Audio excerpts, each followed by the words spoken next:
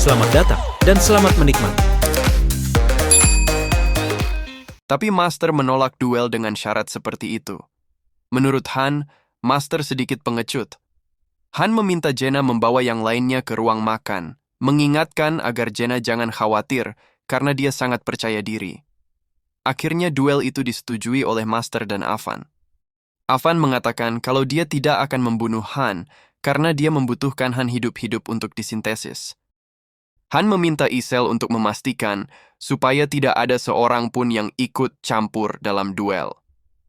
Avan langsung menyerang di saat Han belum mengeluarkan pedangnya. Han yang melihat status Avan sudah dapat memperkirakan potensinya. Walaupun Avan hanya level 2, status kekuatannya sudah mendekati 20. Han pun mengaktifkan Berserk, statusnya meningkat dengan drastis. Han dengan mudah menghindari serangan Avan, bergerak ke belakangnya. Menangkap tangan dan kepala Avan, lalu menghantamkannya ke lantai. Han mengeluarkan pedangnya dan berkata, ini cocok bagi seseorang yang tidak tahu akan tempatnya. Ini akan lebih sakit jika kamu bergerak. Katakan kalau kamu menyerah. Bicaralah dengan jelas, dirinya tidak dapat mendengar.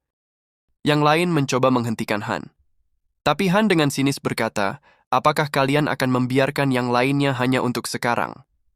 Kalian sepertinya sangat tertarik untuk mengkonsumsi mereka.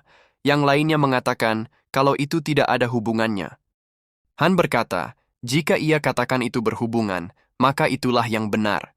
Mengapa juga kalian menyebabkan keributan saat kita berdua setuju dalam duel ini? Kita berdua yang akan menentukan duel ini berakhir atau tidak. Yang kalah harus menyerahkan segalanya untuk ini berakhir. Bagaimanapun juga, ini akan terus berlanjut jika tidak ada yang berkata apapun. Dia adalah mangsaku, dan ini bukan urusan kalian meskipun Avan mati atau tidak. Pergilah kalian tidur atau semacamnya. Bukankah kalian mengaku sebagai tentara bayaran?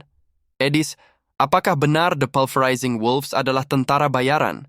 Sebelum Edis mengatakan kebenarannya, Han berkata, gerombolan pencuri, atau mungkin kalian berkeliling mengkhianati orang yang menyewa kalian.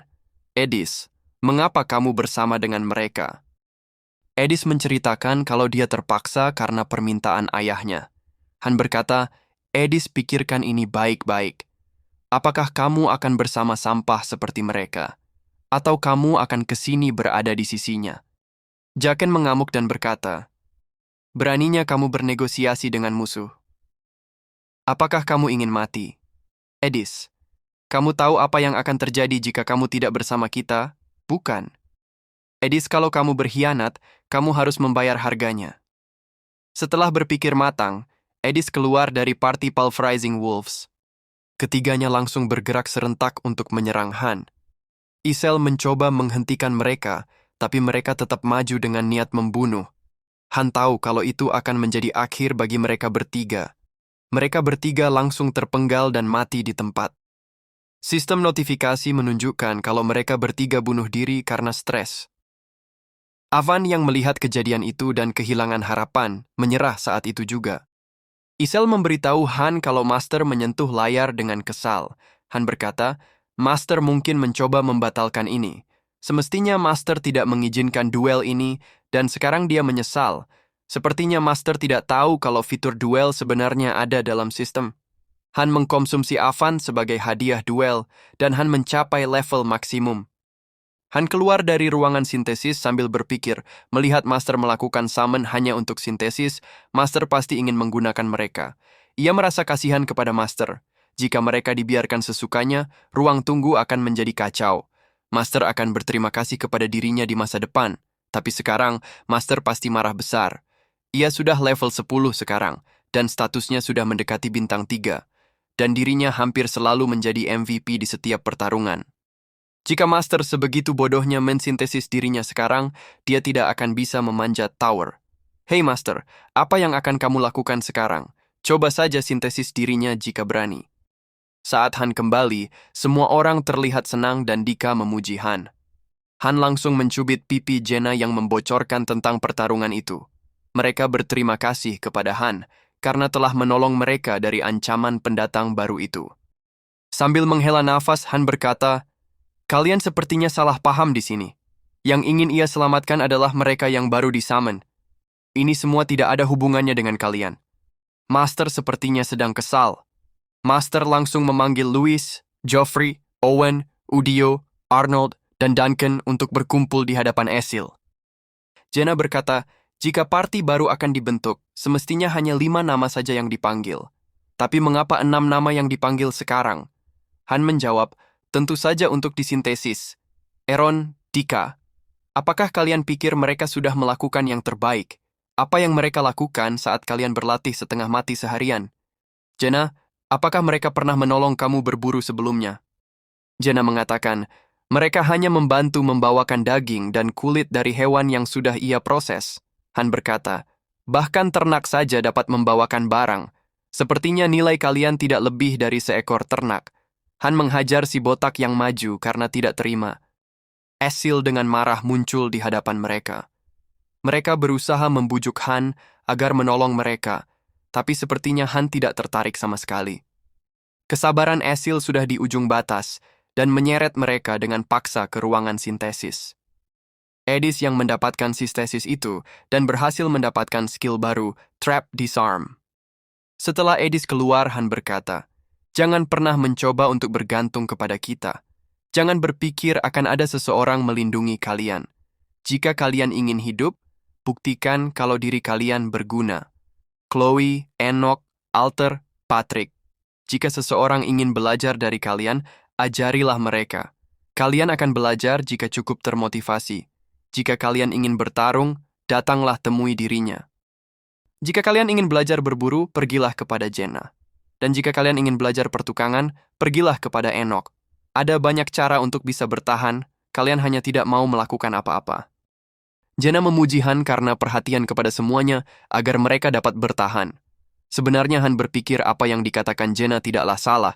Jika mereka melakukan apa yang ia katakan, mereka tidak akan mati sia-sia. Sintesis yang baru saja terjadi hanyalah pelampiasan amarah dari Master. Kita sudah mendekati lantai ke-10, parti kedua akan dibutuhkan.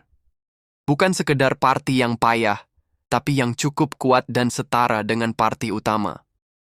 Keesokan paginya, Han mendapati kalau seseorang mempunyai bakat memasak seperti Chloe dan membuat menu roti baru dari kentang. Han memuji mereka.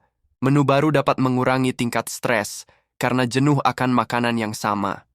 Beritahu yang lainnya untuk menuju Daily Dungeon Sin Meal Plateau, di sana gandum dapat ditemukan. Saat berpapasan dengan Edis, Han mengajak Edis ke tempat latihan. Di sana sudah ada Jenna yang sedang berlatih.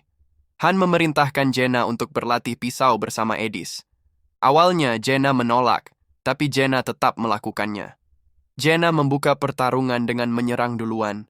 Edis pun terkejut melihat kemampuan Jenna yang masih sangat muda. Mereka berdua pun bertarung sekuat tenaga. Pada akhirnya Edis yang kalah. Edis berkata, apakah kalian berdua tentara bayaran, atau mungkin kalian berasal dari keluarga bangsawan? Jenna mengatakan, dirinya hanya seorang anak pemburu. Kita tidak sekuat ini sedari awal. Kita mungkin jauh lebih lemah dari kamu. Kita menjadi kuat setelah berlatih di sini. Han berkata dirinya akan dalam masalah jika saja Pulverizing Wolves fokus berlatih daripada mencari masalah. Edis, kamu mungkin lebih lemah dari kita sekarang, tapi kamu mempunyai skill dan perkembangan yang jauh lebih baik daripada hero bintang 1. Kamu akan dapat mengejar ketertinggalan saat kamu naik level. Jadi jangan malas untuk berlatih. Edis pun tersenyum memahami perkataan dari Han. Setelah sintesis massal kemarin, banyak yang muncul di tempat latihan. Jika mereka tidak ingin mati, mereka tidak punya pilihan selain meningkatkan nilai mereka. Walaupun sebagian dari mereka ingin menjadi pekerja, hanya ada 2 slot yang tersisa dan sisanya akan menjadi tumbal sintesis. Han melihat anak baru dengan postur yang bagus dan bertanya siapa namanya serta pekerjaannya. Anak baru itu berkata dirinya bernama Usher Roderick. Ia mendengar tentang apa yang terjadi. Adanya eksistensi yang bernama Master, dan kita disummon di sini untuk bertarung. Ia adalah seorang pembawa barang untuk tentara bayaran, membawa barang, berjaga, dan mempersiapkan kemah. Dan sebenarnya, dirinya bercita-cita menjadi seorang mercenary. Han mengajak Roderick untuk berlatih tanding, untuk melihat apakah dia benar-benar memiliki potensi menjadi seorang mercenary. Sore itu, pembersihan para newbie dimulai. Master tidak peduli apakah mereka ingin menjadi pekerja atau tidak. Meskipun Aaron berpartisipasi dalam pertarungan, dia tidak dipilih untuk naik level. 2 orang mati pada hari itu. Mereka digunakan untuk sintesis dan targetnya adalah Roderick. Yang lainnya pergi ke Daily Dungeon seperti biasanya. Dan pada malam harinya mereka dikumpulkan oleh Han. Han berencana untuk membuat parti utama dan kedua. Han akan mengirimkan saran kepada Master dan pastinya Master tidak akan menolak. Han memutuskan kalau pemilihan parti akan berdasarkan undian. Jangan lupa untuk subscribe, komen, like, dan share-nya ya teman-teman. Supaya tidak ketinggalan konten menarik Mimin selanjutnya. Thank you.